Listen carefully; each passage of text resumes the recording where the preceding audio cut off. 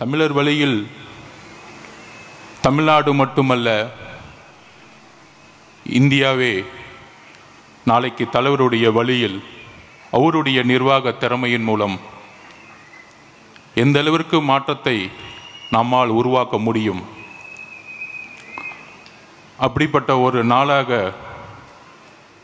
தலைவர் அவர்கள் இன்றைக்கு தேர்ந்தெடுத்து, இன்னொரு முக்கியமான நாள், தேர்தல் ஆணையம் இன்றைக்கு வாக்காளர்கள் தினமாக இன்னைக்கு கொண்டாடிட்டு இருக்காங்க. அதோடு முக்கியமான இன்னொரு நாள், கழகத்திற்கு திமுகவுடைய பொய் பிரச்சாரம் என்ன? தமிழக வெற்றி கழகம் புதிய கழகம், இளைஞர்கள் மட்டும்தான் இருக்கிறாங்க. அது வெறும் ஒரு ஃபேன்ஸ் கிளப் அப்படின்னு நம்ம தேர்தல் எதிர்நோக்கும் போது ஒரு பொய் பிரச்சாரத்தை உருவாக்கிட்டே இருப்பாங்க. ஆனால் இன்று நிமிர்ந்து சொல்கிறோம், தலைவர் வழியில் 2700 ஒன்றிய செயலாளர்களும் நகர செயலாளர்களும் வார்டு செயலாளர்களும் தலைவரால் உருவாக்கப்பட்டு இங்கு அமர்ந்துட்டு இருக்காங்க.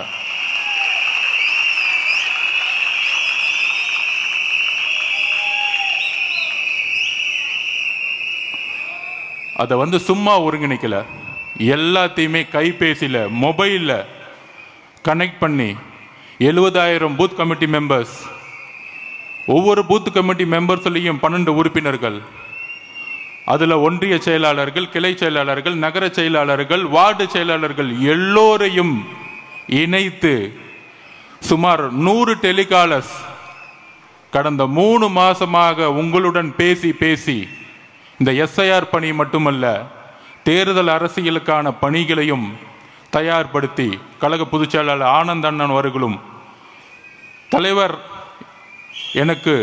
என்னை நியமித்த பொழுது தேர்தல் மேலாண்மை அந்த பொறுப்பில் தேர்தலை வெற்றி கொள்வதற்கான ஒரு பேசிக் ஸ்ட்ரக்சரை உருவாக்கக்கூடிய இடத்தில் என்னை நியமித்த பொழுது, இந்த எதிர்கட்சிகள்லாம் சொல்கிற மாதிரியே எனக்கும் ஒரு டவுட் இருந்துகிட்டே இருந்துச்சு. என்னது, இங்கே ஸ்ட்ரக்சர் இருக்குமா, எப்படி ஒர்க் பண்ண போகிறோம் அப்படின்னு ஒரு 8 மாதத்துக்கு முன்னாடி வரைக்கும் இருந்துச்சு. ஆனால் சரியாக இந்த 4 மாதத்துக்கு முன்னாடி 3 லட்சம் பதவிகளை அண்ணன் ஆனந்த் அவர்கள் வெளியிட்டார் தலைவரோட அனுமதியுடன். 3 லட்சம் பதவிகள்.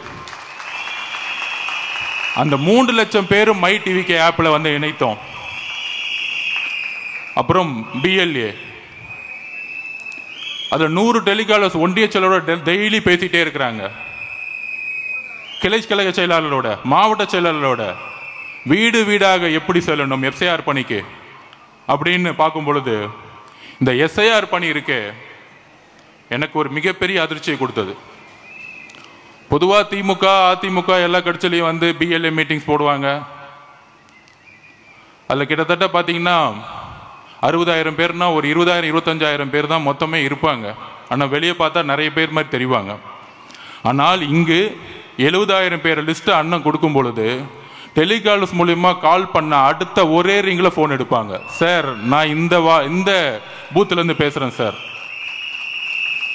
அப்போ எனக்கு இதை ரொம்ப ஆராய்ச்சி பண்ணும்போது தெரிஞ்சிச்சு. என்னன்னா,